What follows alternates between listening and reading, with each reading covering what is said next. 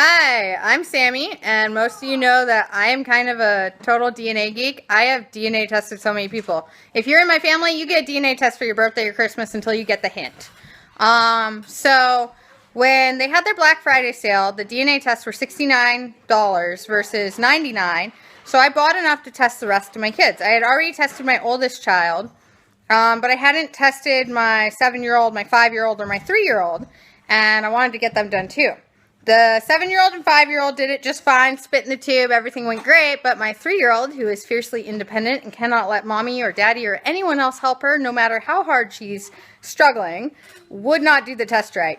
She would spit and then drink it, spit, drink it. And so I tried to get her to let me hold the tube, but she still wouldn't do it. So I went out on a limb and I tried something kind of different. I decided to make artificial saliva and obtain a sample that way, and I was so sure it wasn't going to work.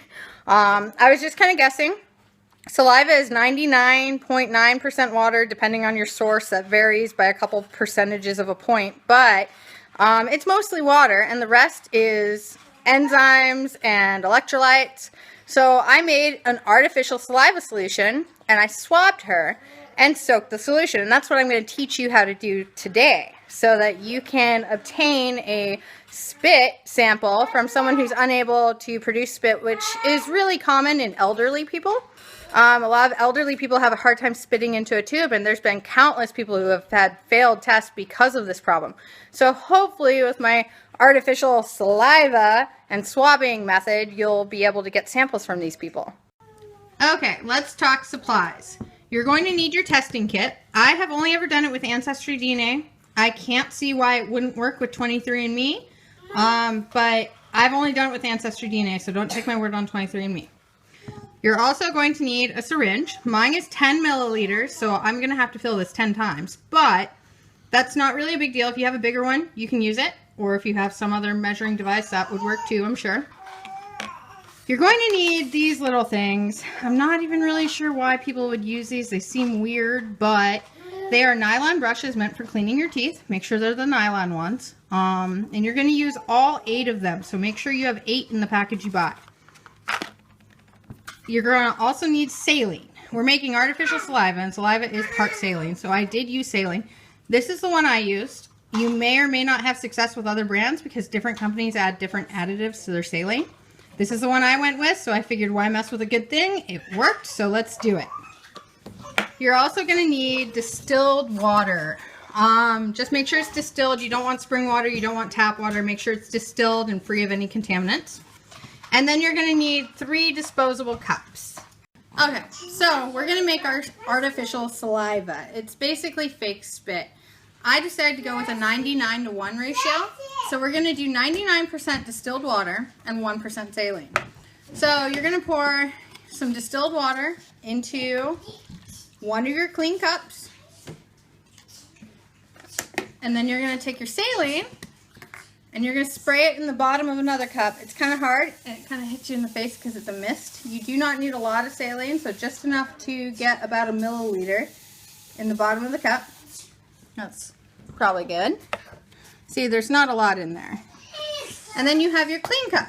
We are now going to measure, I have a 10 ml syringe, so we're going to measure 99 milliliters of the distilled water.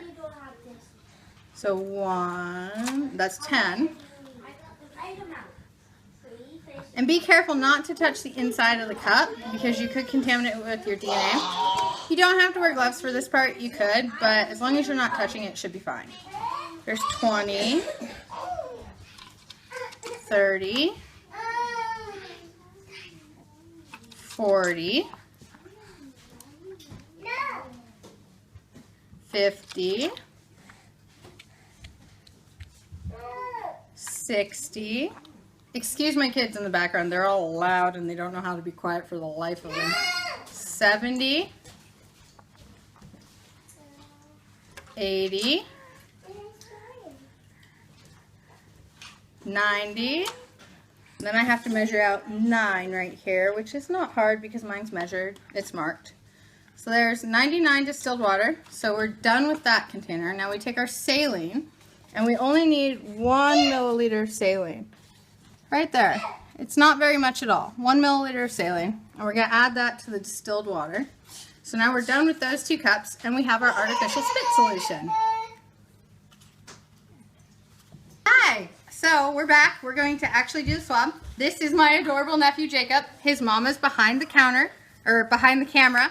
And for the record, Rebecca, do I have your consent to DNA test him? Yes, you have my consent. All right, perfect. I just don't want anybody getting on me about this. So I did choose to wear gloves for the collection part. I did my daughter's test exactly the same, so this should work just fine. I wore gloves during this part because I don't want to get my DNA. Hey, you grabbing me, kid? I didn't want to get my DNA in the sample.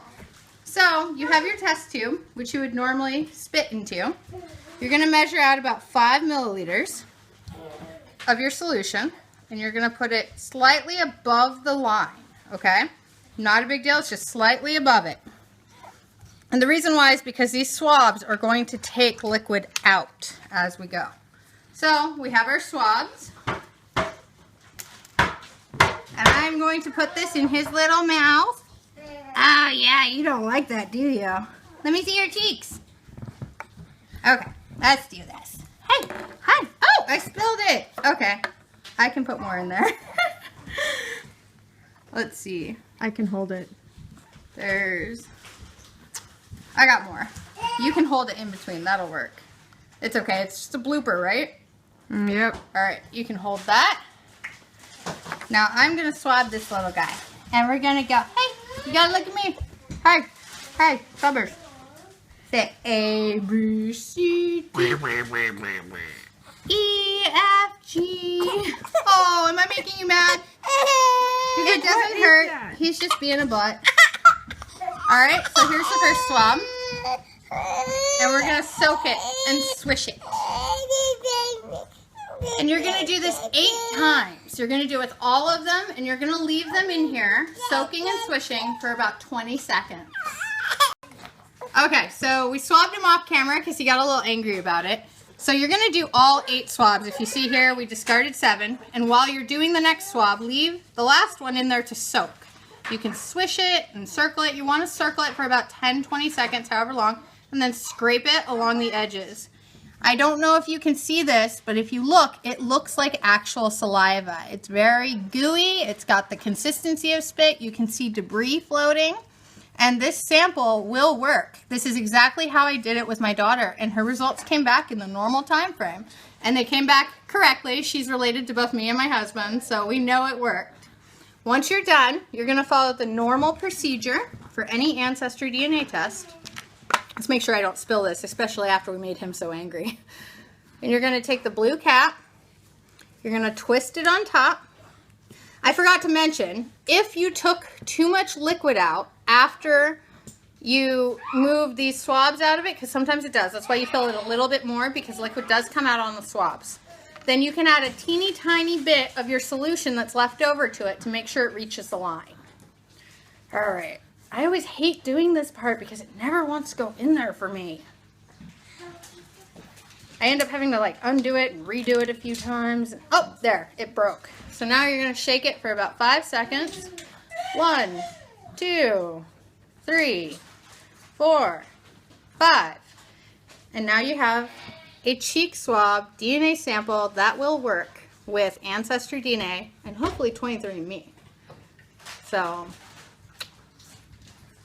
So we've got my little nephew's sample all ready to go. And this is exactly how I did my daughter's. I just didn't think to take a video when I did it because I wasn't sure it was going to work. But it worked perfectly. It worked like a charm. This one looks exactly like hers did. It looks like actual saliva by the time you're done because of all the cells sloughing off on the swabs. So in a few weeks, probably a little longer because they're still backed up from their sale they had, we will have Jacob's results.